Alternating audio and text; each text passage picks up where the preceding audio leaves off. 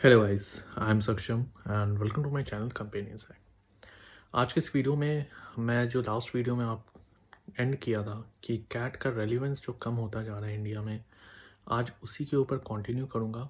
और इस वीडियो को स्पेशली आर्ट्स और कॉमर्स स्टूडेंट के बच्चे, जो ऐसे बच्चे जिनको लगता है वो पढ़ाई में बिल्कुल ही वीकेस्ट हैं, जिनको ज़िंदगी में कुछ बड़ा करना है पर वो उनको ऐसा लगता है कि अब हमारे पास कुछ करने को ज़्यादा है नहीं, हम ज़्यादा से ज़्यादा 20-25 हज़ार की नौकरी कर पाएंगे और अपनी जो नॉर्मल चीज़ें हैं कंपनी एक्सचेंज करके बढ़ा बढ़ा के कंपनी को शायद एक टाइम आएगा कि हम भी 1 लाख की जो पर मंथ फिगर है कमा पाएंगे। उन सब को आज मैं मोटिवेट करने के लिए और उन सबको एक सही और प्रैक्टिकल सॉल्यूशन इस वीडियो में देने वाला हूँ, तो please do watch till the and.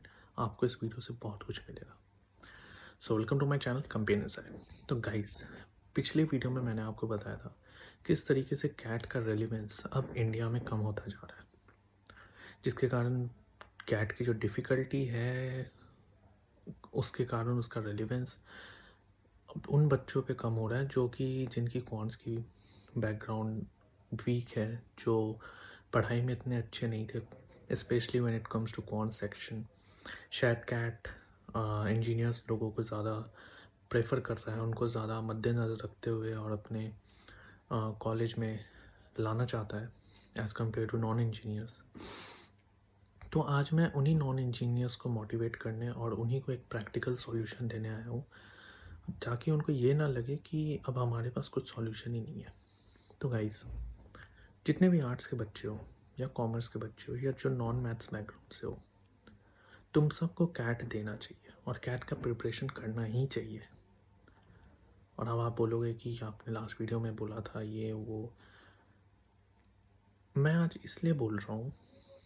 उस वीडियो का मेन पर्पस और कंक्लूज़न ये था कि मैं कैट की बुराई कर रहा था कि कैट इतना बड़ा एग्ज़ाम, इतना जिसके ऊपर कितनी दुनिया डिपेंडेंट है, इंडिया डिपेंडेंट है, कितने बच्चे सालों साल मेहनत करते हैं but still unable to threshold जो होता है वो क्रॉस नहीं कर पाते, जस्ट बिकॉज उनकी अनप्रेडिक्टेबिलिटी की वजह से।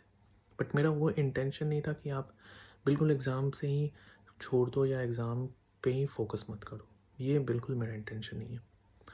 कैट एग्ज़ाम एक ऐसा एग्ज़ाम है जिसको अगर निकालना, तो वो तो जिस बच्चे ने सीरियस प्रिपरेशन भी किया ना, उसने बहुत कुछ सीखा ज़िंदगी में। जैसे हम जेई एडवांस, जेई मेंस, इन सब को देखते हैं, कैट भी अपने में कम नहीं है। हम भले ही बाकी लोगों को देखते हैं कि लोग 99% ले आते हैं, तो उनकी बात अलग है। मैं वैसे भी ये वीडियो बहुत ही बिलो एवरेज बच्चों के लिए और ये एवरेज बच्चों को देखते हुए बना रहा हूँ, क्योंकि उनके नज़र में मैं भी एक एवरेज स्टूडेंट ही हूँ। तो मेरे नज़र में कैट तो यार बहुत ही बड़ा कॉम्पिटिटिव एग्ज़ाम मानता था मैं इसको, क्योंकि यही मेरा जेई है, यही मेरा यूपीएससी है। तो मैं वैसे ही पढ़ाई भी करता था, वैसे ही देखता था, और शायद मेरी ज़िंदगी का सबसे बड़ा एक टर्न ओवर हो सकता है। तो कैट एग्ज़ाम सिर्फ एक एग्ज़ाम नहीं है, ये बहुत अच्छी पढ़ाई है। आप इससे बहुत चीज़ें सीखते हो। इंग्लिश इसकी इतनी डिफ़िकल्ट और इतनी अलग अलग जॉनरा से आती है कि इसको सही 40 मिनट के अंदर इतने सारे क्वेश्चंस को सॉल्व करना और इतनी अच्छी रीडिंग स्पीड होना, ये अपने में एक बहुत बड़ा स्किल है। आप DILR सेक्शन सॉल्व करते हो, उसमें आप कितनी चीज़ें सीखते हो, लॉजिकल रीजनिंग, डेटा इंटरप्रिटेशन, ये आपको आगे अगर आप MBA करोगे ना, बहुत जगह काम आने वाली है। तभी आप एक मैनेजर बनोगे, जब आप अपनी प्रोडक्ट डिज़ाइन करोगे वो ग्राफ से ही आप बताओगे। आप जब MBA कॉलेज में जाओगे तो वो चीज़ें ही आपके काम आने वाली है।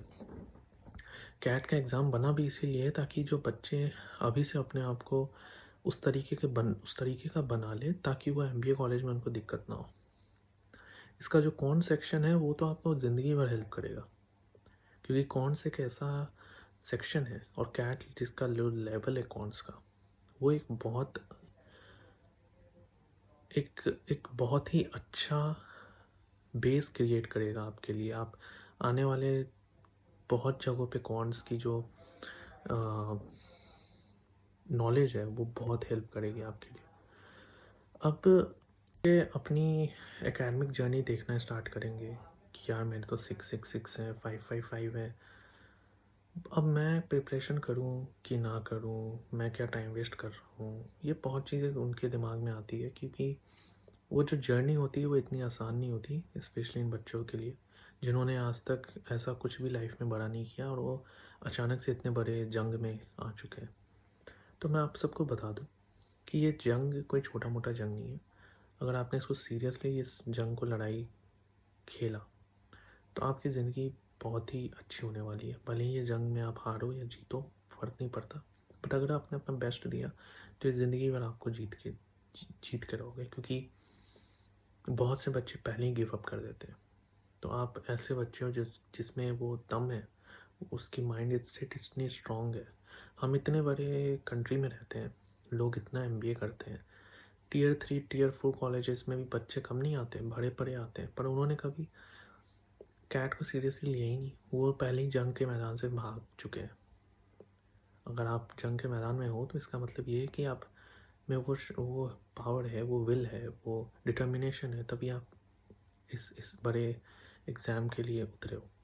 बच्चे कंफ्यूज रहते हैं, भैया मुझे करनी चाहिए कि नहीं प्रिपरेशन। अपनी पूरी बायोडाटा, अपनी पूरी कुंडली दिखा देते हैं कि भैया मेरी ये सिचुएशन है, आप बताओ। तो भाई मैं आपको ये बताऊं, चलो कैट नहीं दिया, अब क्या करोगे? अदर एग्ज़ाम्स निकालोगे? अदर एग्ज़ाम्स में सीटें इतनी कम है, कैट से कम ऑल ओवर इंडिया में इतने कॉलेजेस तो ओपन है तुम्हारे लिए। कहाँ जाओगे? स्नैप एंड मैट, कितने कॉलेजेस निकाल लोगे स्नैप एंड मैट से? और स्नैप एंड मैट की कट ऑफ देखी आपने? हम कोई भी एग्ज़ाम इजी नहीं है मेरे भाई, सब अपने में ही डिफ़िकल्ट है। 1 घंटे में अनमैट में, आई एम सो सॉरी, 1 घंटे में स्नैप में आपको 50 क्वेश्चन सॉल्व करने होते हैं, शायद ऑलमोस्ट इतने। आप समझ रहे हो कितनी स्पीड ही चाहिए आपको? लेवल कम है बट स्पीड तो देखो यार, तभी आपको सिम्बी जैसे कॉलेज से कॉल आएगा। तो कोई भी एग्ज़ाम आसान नहीं है, सब अपने में ही, या तो टाइमिंग की वजह से, डिफ़िकल्टी की वजह से, किसी ना किसी रीज़न से वो डिफ़िकल्ट है। अब बात उन पे आती है कि कैट अगर नहीं दिया तो फिर वो क्या करोगे? टियर 3 में जाओगे, तब तो वैसे भी 25,000 से ऊपर बहुत ही धीरे धीरे धीरे, जैसे वो बोलते हैं ना कि वो शायद 35-36 तुम्हारे आने वाले बच्चे, शायद, आई एम नॉट श्योर, क्या पता आप जल्दी भी तरक्की कर जाओ, बट बहुत टाइम लगेगा जिस लेवल का सोच रहे हो। तभी मैं बोल रहा हूँ कैट नहीं करोगे तो क्या करोगे? तो गवर्नमेंट एग्ज़ाम में जाओगे। गवर्नमेंट एग्ज़ाम में आपने सीटें देखी है, बहुत बहुत कम सीटें हैं। तो कोई भी एग्ज़ाम अपने में इजी नहीं है। आप एसएससी देख लो, आरबीआई देख लो, कोई भी एग्ज़ाम देख लो, तो सब में कुछ ना कुछ डिफ़िकल्टी है। आप कोई भी एग्ज़ाम में बैठने जाओगे, सब में यही सोचोगे यार अब एसएससी पे आया हूँ, कैट छोड़ के। लेवल तो कम है बट सीट्स बहुत कम है, तो ज़िंदगी भर ऐसे ही सोचते रह जाओगे आप।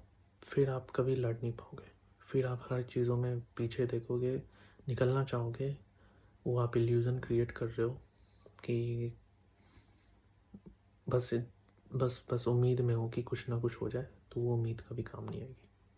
तो आपको लड़ना होगा, कुछ बड़ा करना है तो आपको मैदान में उतरना होगा, और कैट जैसे एग्ज़ाम के लिए आपको अप्लाई करना ही होगा। आप आर्ट्स से हो, कॉमर्स से हो, डजेंट मैटर, क्योंकि अगर आप बने नहीं होते ना इस एग्ज़ाम के लिए तो आप एलिजिबल भी नहीं होते। अगर आप एलिजिबल हो इसका मतलब ये एग्ज़ाम बिल्कुल नहीं आपके सूटेबल है और आपके लिए बना है। नहीं तो कैट वाले पहले ही बोल देते कि भाई यू आर नॉट एलिजिबल। अब कॉमर्स वाले बच्चे को देखा है आपने, जेईई एडवांस निकालते नहीं, उस बना ही नहीं उसके लिए ना। तो कैट इसलिए ऐसा बना है कि ताकि जो ऑल ओवर इंडिया में जितने बच्चे हैं, हाँ ठीक है मैं मानता हूँ कुछ चीज़ें हैं जो कि उनको सही करनी चाहिए, बट स्टिल करने वाले करते हैं, and there is no excuse for this. So आप कहीं भी हो, किसी भी सिचुएशन में हो, आपने ड्रॉप लिया है, 2 साल का गैप है, 3 साल का गैप है, doesn't matter. What matters is your present. Past has gone and your future will be your make or break. So be in your present moment, preparation करो, ट्राई करो अपना बेस्ट देने का, बहुत सीखो बहुत बहुत ज्ञान लो, जितना हो सके ज्ञान लो, कॉन्स पढ़ो, इंग्लिश पढ़ो, आर्टिकल्स पढ़ो, TILR सॉल्व करो, और जितना हो सके उतनी पढ़ाई करो। डिटरमाइंड हो जाओ कि भाई डजंट मैटर ड्रॉप गया बाहर में, अगर मैं अभी ड्रॉप सोचूंगा तो मैं और टाइम वेस्ट ही करूँगा। तुम ड्रॉप सोचोगे, ड्रॉप के चक्कर में डिमोटिवेट हो गए, यार ड्रॉप है, नंबर कम है, कॉलेज नहीं मिलेगा, तो कैट तो निकाल भाई, कैट निकाल। कॉलेज ना मिले तो फिर मेरे को बताना। जिस बच्चे ने ना, चलो उसका तीनों 10th 12th ग्रेजुएशन में ना 677 666, बट अगर उसने कैट में फोड़ दिया ना, उसका कुछ ना कुछ अच्छा होना ही होना है, ये लिखी हुई बात है। आपके पास 5 साल का भी एक्सपीरियंस है, बट अगर आपने कैट में अच्छा नहीं किया तो वैसे भी आपको IIMs मिलना नहीं है। बट अगर आपने कैट में अच्छा कर लिया, आपके पास वर्क एक्स नहीं भी है, तो कोई ना कोई टॉप इंस्टीट्यूट, टॉप कॉलेज आपको लेगा ही लेगा। अगर आपको नहीं लेना होता ना, वो पहले ही अपनी एलिजिबिलिटी क्राइटेरिया से आपको बोलता कि you are not eligible for this university, it's simple. तो don't reject yourself, right? Try to give your best and just think like how much skill you are learning.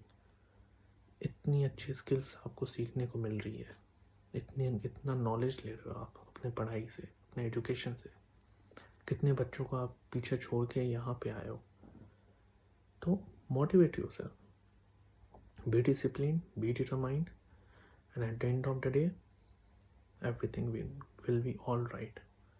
Trust the process. So with this seriousness, and I will again tell you all the very best. दिसंबर आ चुका है, तुम्हें लग रहा है कि तुम एक average student नहीं हो, अच्छे स्टूडेंट नहीं हो, प्रिपरेशन स्टार्ट कर दो। डजेंट मैटर कहाँ पे हो, नहीं हो, बस शुरू कर दो and just keep your best. पीछे नहीं हटना, प्लीज़ ट्रस्ट मी। मैंने बहुत ऐसे बच्चों को अपने सामने देखा है कि they were nowhere till September, जहाँ पे एग्ज़ाम से 2 महीने पहले, but somehow they ended up being in a grade B schools.